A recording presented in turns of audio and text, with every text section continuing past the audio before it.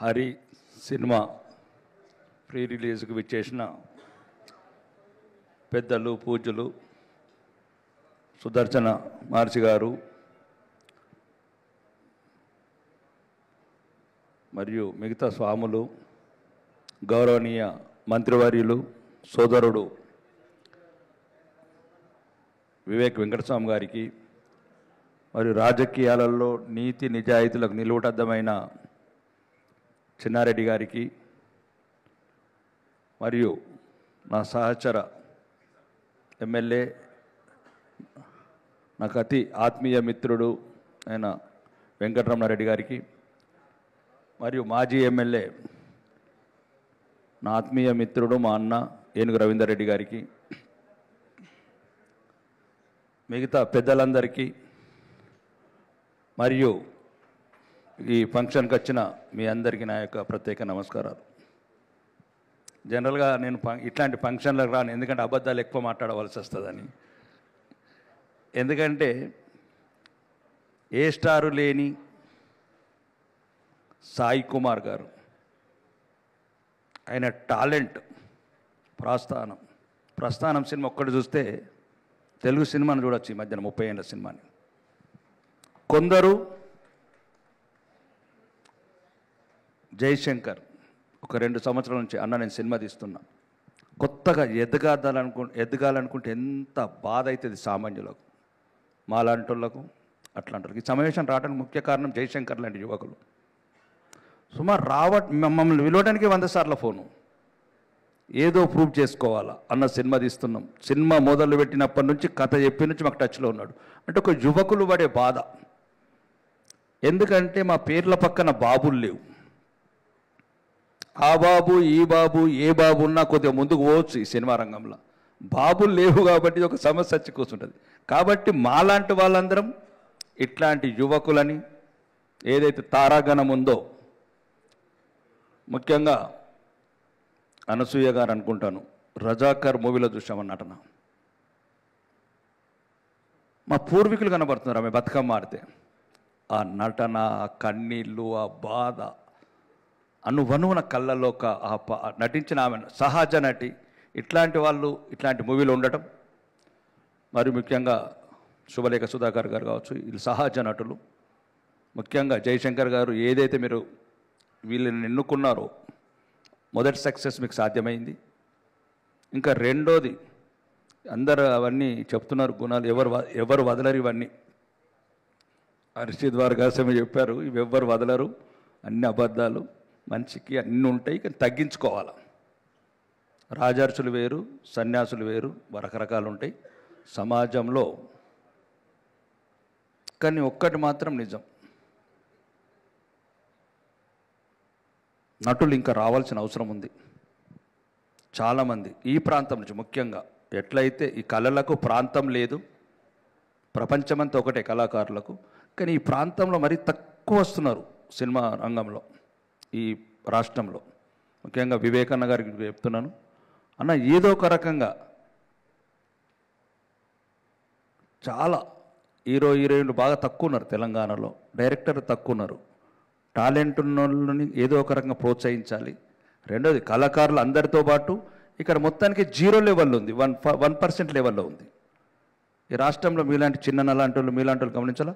కళలకు ప్రాంత భేదం లేకున్నా, కానీ ఎక్కడో ఒక చోట మొదలు పెట్టాలి. మన లంబాడి తండలలో కూడా మహేష్ బాబు లాంటి హీరోలు ఉన్నారు. వాళ్ళకి ఏదైనా ప్రత్యేకంగా ఇప్పుడు 5th సిటీలో ఒక మంచి లక్షల కోట్లతో ఏమేమి కడుతున్నారు, కానీ ఒక స్టూడియో కూడా కట్టండి, రామోజీ ఫిల్మ్ లాంటిది. దాంట్లో ఎదుగుతున్న కళాకారులకు, వర్తమాన కళాకారులకు ఒక మంచి 50% సబ్సిడీతో వాళ్ళకి అన్ని ఆధునిక సౌండ్ రికార్డింగ్ కావచ్చు, స్టూడియోలో పర్మిషన్లు కావచ్చు, ప్రోత్సాహాలు, ట్యాక్స్ రిబేట్స్, రకరకాల వాళ్ళకి ఏ రకంగా ప్రమోషన్ చేయాలా. చాలా మట్టుకు సమస్య నాకు తెలుసు, ఎందుకంటే ఇలా థియేటర్స్ దొరకాయి, ఎగ్జిబిటర్స్ దొరకరు, డిస్ట్రిబ్యూటర్స్ దొరకరు. సినిమా తీసినంతసేపు ఎంత నరకం అనుభవిస్తారో, ఆ సినిమా తీసినాక అంతకనక నరకం అనుభవిస్తారు. ఎక్కడో ఒక చోట మనం దీన్ని ఫుల్ స్టాప్ పెట్టాలా. ఇక్కడ అంటే వాళ్ళు ఉండని, బాబులతో పాటు మనం కూడా ఉందామని. అంటే బాబులు అందరూ ఉండని, బాబులను అయితే తీసేయలేము. హెలికాప్టర్ పోయే బాబుల దగ్గర పాపం బస్సులు వచ్చే బాబులు ఏం బతుకుతారు. కానీ చాలా చూస్తున్నాను సినిమా ఫీల్డ్, నాకు మంచి అనుభవం ఉంది, అనుబంధం ఉంది. మనమన్న మీలాంటి నాయకులు ఇక్కడున్న యువకులకు ఇట్లాంటి చిన్న సినిమాలు తీసి వాళ్ళ టాలెంట్ని ప్రూవ్ చేసుకునే వీళ్లకు మనం రాష్ట్ర ప్రభుత్వం తరపున మన తరపున ప్రోత్సాహం ఇవ్వటం, వీళ్ళకి ఏదో ఒక రకంగా ప్రమోషన్స్ అయ్యేటట్టు చూడటం, వీలైతే డిస్ట్రిబ్యూటర్స్ కావచ్చు, ఎగ్జిబ్యూటర్స్ కావచ్చు, మీలాంటి వాళ్ళు కొంచెం సపోర్ట్ చేయడం. ఏం కాదు, టాలెంట్ ఉంటే ప్రూఫ్ అవుతుంది. కానీ ఆ టాలెంట్ 1 వీక్ కూడా ఉంచలేరు మూవీని, ఒక 2-3 రోజులలో క్లియర్ చేస్తారు ఈ మూవీని. ఆ టాలెంట్ చూడాలి కదా. ఇప్పుడు మనం ఒక ట్రైలర్ చూస్తేనే ఇట్లా వస్తున్నాయి, ఎందుకంటే ఆ కృష్ణుడి పాదం కావచ్చు, ఆ రకం కావచ్చు, ఈ రావు ఇప్పుడున్న పాత డైరెక్టర్లకు. ఏపీ లేసుడు, ఆరెంజ్ లేసుడు, కొత్త రకం పాటలు తిత్తారు తప్ప మనకు మంచి నిజమైన టాలెంట్ ఉంది. ప్రాంతం ఏదైనా, ఏ ప్రాంతమైనా కళాకారుడికి ప్రపంచమే వేదిక. కాబట్టి కొద్దిగా చాలామంది ఆలోచించండి, ఇట్లాంటి సినిమాలను కూడా ప్రోత్సహించండి. యువ కళాకారులు, యువ నటులు, కొత్త టాలెంటు, ఎట్లయితే మనం వదులుకున్న సత్యానాథేన్లు కావచ్చు, సుందర్ పిచాయ్ లాంటి ప్రపంచంలో టాప్ అయితే, మన వాళ్ళకు టాలెంట్ ఎంకరేజ్ చేయకపోతే ఇంకో రకంగా దుర్వినియోగం అవుతుంది. ముఖ్యంగా ఈ సినిమా రంగంలో ఎగ్జిబిటర్స్, డిస్ట్రిబ్యూటర్స్, ప్రమోషన్స్ కొందరు వ్యక్తులనే చేతుల్లో కేంద్రీకృతమై వాళ్ళ బిడ్డలు 10 సినిమాలు ఫ్లాప్ అయినా 11వ సినిమా ప్రపోర్ట్ చేస్తున్నారు. మన బిడ్డలు పుట్టుకతోనే భూమిలో నుంచి పుట్టిన తారలిల్లు. ఈ తారను ప్రోత్సహించిన అవసరం ఉన్నది. భూమిపుత్రులం కావచ్చు, ఇట్లాంటి కొత్త నటులం కావచ్చు, కొత్త డైరెక్టర్ కావచ్చు, ఇప్పుడు యూఎస్కి వెళ్ళొచ్చి మూవీ తీసిన నిర్మాతలు కావచ్చు, నిరుత్సాహపడకుండా ప్రోత్సహించాల్సిన అవసరం ప్రభుత్వం మీద ఉంది. ఇక్కడ ప్రత్యేకమైన పరిస్థితులను హైదరాబాద్లో మీరు దయచేసి గౌరవనీయ ముఖ్యమంత్రి గారి దృష్టికి తీసుకెళ్ళి ఇట్లాంటి కొత్త మూవీస్, కొత్త టాలెంట్ని ఇంట్రడ్యూస్ చేసి తెలుగు సినిమా రంగాన్ని ప్రపంచానికి అందరికి ఒక మంచి బిజినెస్ లాగా చేయాలని, మరి ఈ సినిమాలో నటించిన నటీనటులు, కళాకారులు, ఇంకా దీనికి పనిచేసిన టీం వర్క్ అంతా కావచ్చు, తెర వెనుక కావచ్చు, తెర ముందు కావచ్చు, అన్నిటికీ ఓదార్చి పిక్చర్ని ఇక్కడి వరకు తీసుకొచ్చిన నిర్మాతలకు కావచ్చు, మంచి జరగాలని, ఒక బ్రహ్మాండమైన విజయవంతమైన మూవీగా ఇది నిలవాలని, మళ్ళీ మీకు కొత్త ఊపిరిలు పోసి భవిష్యత్తులో ఇంకా ఇట్లాంటి ఎన్నో మంచి సినిమాలు తీయడానికి మీకు ఒక మంచి హిట్ రావాలని మనస్ఫూర్తిగా కోరుకుంటూ ఈ అవకాశం ఇచ్చిన మీ అందరికీ నా ఒకసారి మళ్ళొకసారి నమస్కారాలు. Thank you sir, thank you so much sir. లేదు సార్, మీ విషెస్ కూడా కావాలి సార్. రిక్వెస్టింగ్ కాటిపల్లి వెంకటరమణారెడ్డి గారు. సార్ లేదు సార్, మీ విషెస్ కూడా కావాలి సార్. రిక్వెస్టింగ్ కాటిపల్లి వెంకటరమణారెడ్డి గారు. కార్యక్రమానికి విచ్చేసినటువంటి సినీ ప్రముఖులు మరియు రాజకీయ రంగ ప్రముఖులందరికీ, కొత్త నటీనటులకు అందరికీ కూడా నా హృదయపూర్వక ధన్యవాదాలు తెలియజేస్తూ,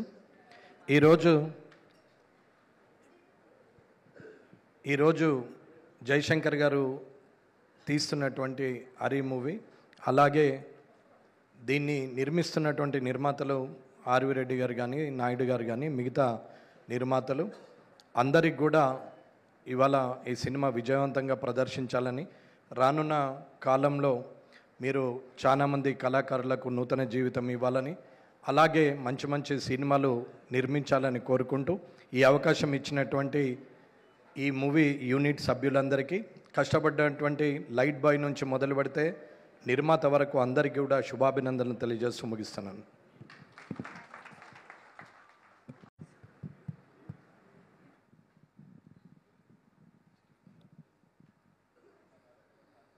మిత్రులు